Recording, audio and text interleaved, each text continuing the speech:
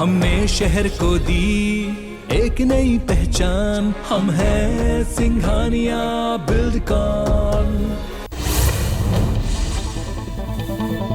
छत्तीसगढ़ विधानसभा में वित्तीय वर्ष 2022-23 के लिए मुख्यमंत्री भूपेश बघेल ने बजट पेश किया। इस बार बजट में चालू वर्ष के सकल राज्य घरेलू उत्पाद में 11.54% का अनुमान है। कृषि क्षेत्र में 3.88%, औद्योगिक क्षेत्र में 15.44%, सेवा क्षेत्र में 8.54% का वृद्धि का अनुमान है। राज्य का सकल घरेलू उत्पाद 4,61 करोड़ होना अनुमानित है।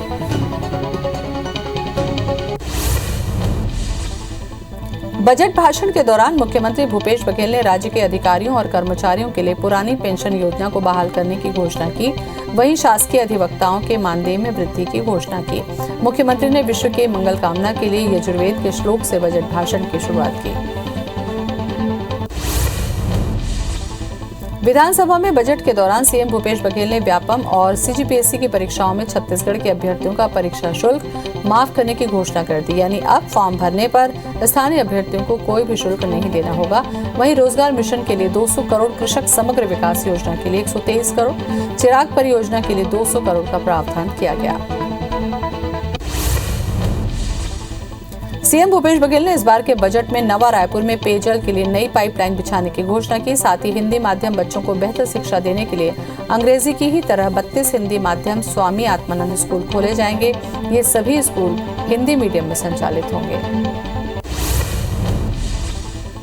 बजट में आज सीएम ने जिला, जनपद और ग्राम पंचायत पदाधिकारियों को बड़ी सौगात दी। सीएम ने जिला पंचायत अध्यक्ष की मानदेय बढ़ाकर 25,000, उपाध्यक्ष का 15,000, सदस्य का 10,000 प्रति माह कर दिया। इधर सरपंचों का भत्ता बढ़ाकर 4,000 रुपए प्रति महीने किया गया। इस बार जिला पंचायत विकास निधि योजना में 22 करोड़ और जनपद पंचायत विकास निधि योजना में 66 करोड़ का प्रावधान किया गया। सीएम भूपेश ने खदान संचालित करने के लिए ग्राम पंचायत को शक्ति दे दी। यानी अब खदान के लिए पंचायतों से सहमति लेनी होगी। वहीं राज्य युवा मितान क्लबों के लिए 75 करोड़ का प्रावधान किया गया। बस्तर संभाग में डिस्ट्रिक्ट स्ट्राइक फोर्स का गठन होगा। इधर प्रदेश के सभी थानों में सीसीटीवी कैमरे लगेंगे। इसके लिए 25 करोड़ का प्रावधान है। बजट में शहरी और ग्रामीण क्षेत्रों में 659 निर्माण कार्य प्रस्तावित है। 502 सड़कों के लिए 365 करोड़ का प्रावधान किया गया। 134 बड़े और मध्यम पुलों के लिए 103 करोड़ का प्रावधान किया गया। साथ ही 8 नए विश्राम गृहों के लिए 3 करोड़ का प्रावधान है। बजट भाषण के दौरान सीएम भूपेश बघेल ने कहा कि सुपोषण अभियान से 1,72,000 बच्चे कुपोषण से बाहर आ चुके हैं। इस बार बजट में खैरागढ़ में 50 बिस्तर वाले सिविल अस्पताल के भवन निर्माण की घोषणा की गई। मेडिकल कॉलेज रायपुर में हॉस्टल निर्माण और कर्मचारियों के लिए आवास के निर्माण के लिए प्रावधान किए गए हैं। दोनों के लिए 10.50 करोड़ का प्रावधान किया गया। मुख्यमंत्री भूपेश बघेल ने बजट भाषण में कहा, जो देखा कहा था वो करके दिखाया। गांव केंद्रित अर्थव्यवस्था के मॉडल को देश भर में पहचान मिली है। इस योजना में मांझियों को भी शामिल किया गया। इसके अलावा गौठानों को महात्मा गांधी औद्योगिक पार्क के रूप में विकसित किया जाएगा। वहीं कृषि उत्पाद के भंडारण के लिए दुर्ग में इंटीग्रेटेड पैक हाउस बनेगा। छत्तीसगढ़ के बजट में वन क्षेत्र में भूजल संरक्षण के लिए 300 करोड़ का प्रावधान किया गया। मोर मकान, मोर चिन्हारी, मोर जमीन, मोर मकान योजना के लिए 450 करोड़ का प्रावधान है। वहीं विधायक निधि की राशि 2 करोड़ से बढ़ाकर 4 करोड़ कर दी गई, जिससे जनता के कार्य को जल्दी ही पूरा किया जा सके। मध्य प्रदेश विधानसभा में विपक्ष के जोरदार हंगामे के बीच वित्त मंत्री जगदीश देवड़ा ने 2022-23 का बजट पेश कर दिया।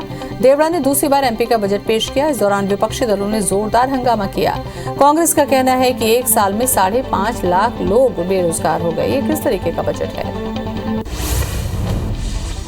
मध्य प्रदेश का कुल बजट 2,79,237 करोड़ का है। 55,111 करोड़ का राजकोषीय घाटा रहा।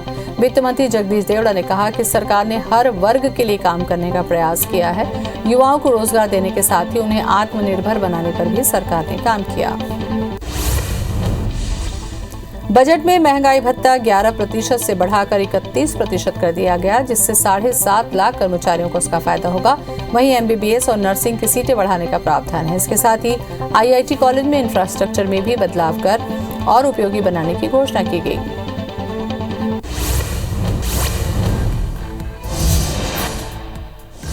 उत्तर प्रदेश विधानसभा चुनाव के नतीजे के बाद पीएम मोदी 2 दिवसीय गुजरात दौरे पर रहेंगे। इस दौरान पीएम सरपंच सम्मेलन में शामिल होंगे।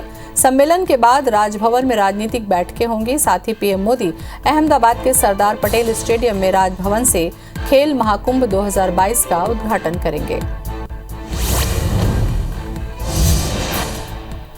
देश भर में चुनाव के रिजल्ट के बाद पेट्रोल डीजल के दाम बढ़ाने की खबर के बाद केंद्रीय मंत्री हरदीप पुरी की प्रतिक्रिया सामने आई। उन्होंने कहा कि हम तेल की कमी नहीं होने देंगे। तेल की कीमत इंटरनेशनल स्थितियों पर निर्भर करती है। ये कहना है कि चुनाव के कारण हमने कीमतें नहीं बढ़ाई थी, ये गलत होगा।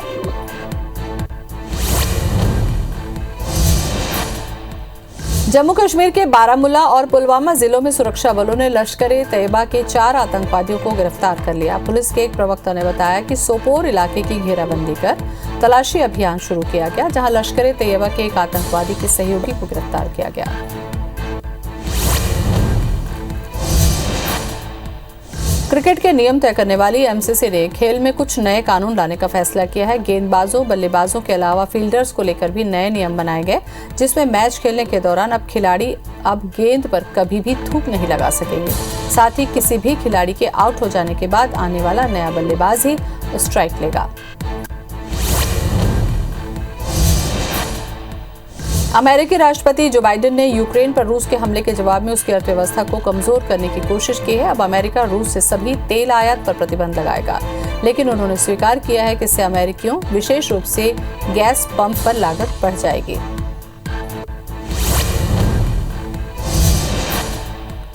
यूएन के मुताबिक यूक्रेन पर हमले के बाद से अब तक 20 लाख से ज्यादा लोगों ने देश छोड़ा है। यूनिसेफ के प्रवक्ता जेम्स एल्डर ने बताया कि 2 हफ्ते से भी कम वक्त में 10 लाख बच्चों को यूक्रेन छोड़ना पड़ा है।